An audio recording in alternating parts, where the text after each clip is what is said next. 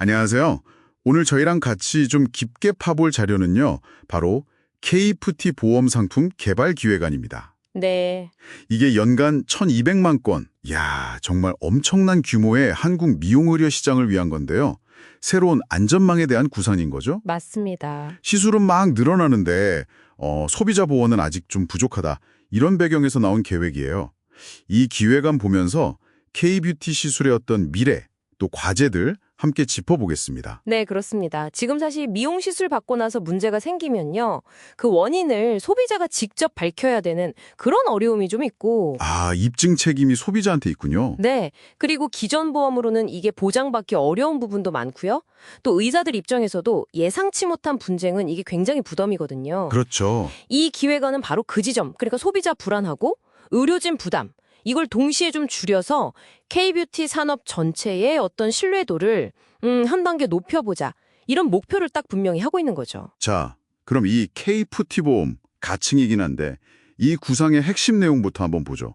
이게 의료 과실이 있었냐 없었냐 이걸 따지기 전에 네네. 시술부에 예상치 못한 부작용이 생기면 일단 보장한다. 이게 기본 컨셉이네요. 맞아요. 이름 후보로 나온 거 보니까 K푸티 보험, K 에스테틱 케어, 세이프 뷰티 플랜 뭐 이런 것들인데 다들 그 안전하고 보호 이걸 딱 내세우고 있고요. 여기서 좀 흥미로운 지점이 바로 그 단계별 보장 설계입니다. 이게 약간 뭐랄까? 게임 레벨처럼 딱딱 나눠놨어요. 아, 단계별이요? 어떻게요? 단계는 이제 통증, 멍, 붓기 이런 비교적 좀 가벼운 부작용 있잖아요. 네네, 흔히 있을 수 있는. 그쵸. 그럴 때 진료비나 약제비로 최대 50만 원까지. 그리고 2단계는 흉터나 감염, 뭐 비대칭처럼 조금 더 심각한 문제. 이런 게 생겼을 때 치료비, 회복비, 또 필요하면 재시술 비용까지 해서 최대 1,000만 원을 지원한다는 겁니다. 오, 1,000만 원.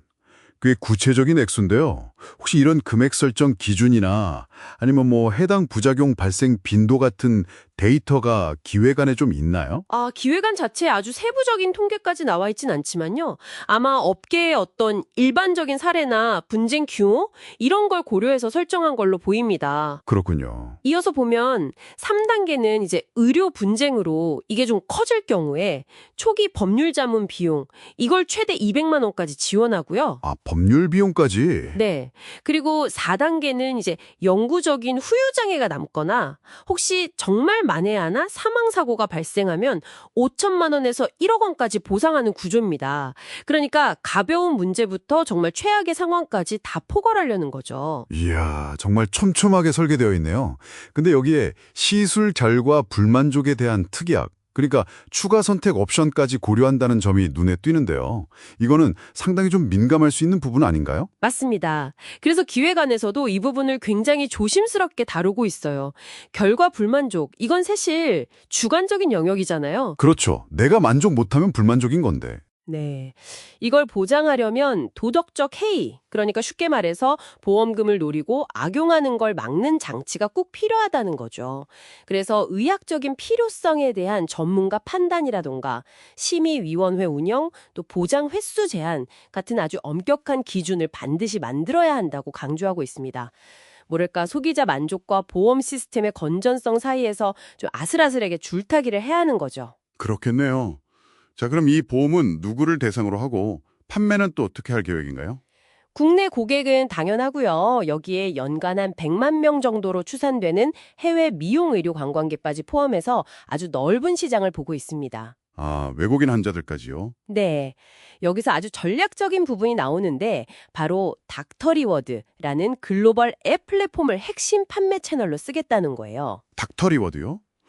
그 미용시술 정보 주고 예약도 하는 앱이죠. 맞습니다.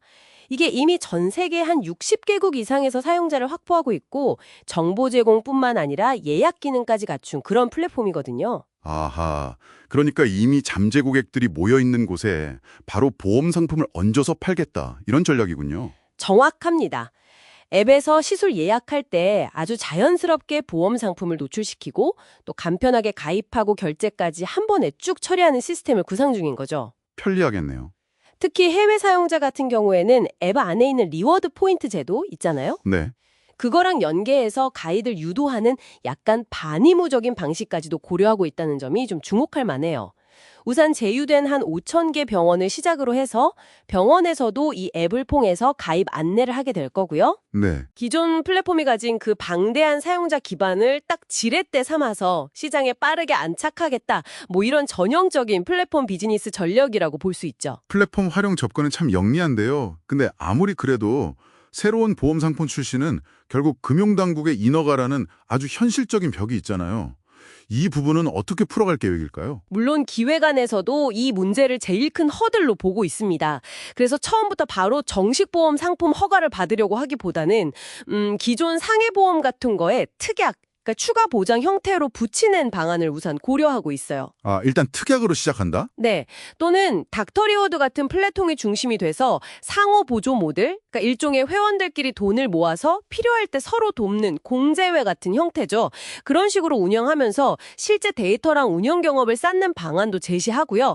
위험 분산을 위해서 글로벌 재보험사랑 협력하는 방안도 있고요. 네네. 또 대한피부과의사회 같은 주요 학회랑 협력해서 의료계의 지지를 확보하는 것도 중요한 전략으로 포함되어 있습니다. 어떻게든 혁신적인 아이디어를 현실 규제 안에서 좀 실현해 보려는 그런 고민이 보이는 부분입니다. 자, 그럼 한번 정리해 보겠습니다. 이 K-패티 보험 기획안은 빠르게 성장하는 K-뷰티 시장의 또 다른 면, 그러니까 소비자 보호의 필요성에 딱 주목한 시도라고 볼 수 있겠네요. 네, 맞아요. 특히 그 닥터리워드라는 기존 플랫폼을 활용한 디지털 판매 전략, 그리고 국내외 고객을 다 잡겠다는 목표가 상당히 인상 깊었습니다. 그렇습니다. 이 보험 모델이 만약에 성공적으로 자리를 잡는다면 소비자는 이제 좀 더 안심하고 시술을 받을 수 있게 될 거고 그렇죠. 병원 입장에서는 분쟁에 대한 부담을 좀 덜 수 있겠죠. 이게 결국 K-뷰티 산업 전체의 신뢰도를 높여서 글로벌 시장에서의 경쟁력을 더 강화하는 효과로 이어질 수 있을 거라고 기대됩니다.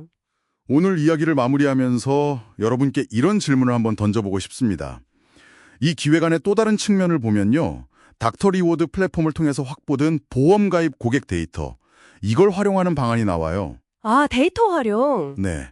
계획에 따르면 이 데이터를 기반으로 해서 GA, 그러니까 독립보험 대리점들이 뭐 여성질환 보험이라든지 재테크 상품 같은 다른 금융상품을 교차 판매하는 그런 사업 모델까지 염두에 두고 있더라고요. 소비자에게 필요한 안전망을 제공하는 것, 그리고 그 과정에서 얻는 데이터를 활용해서 또 다른 어떤 상업적 기회를 찾는 것, 이 둘 사이의 적절한 균형점은 어디일지 여러분의 생각은 어떠신가요? 한번 고민해 보시면 좋겠습니다.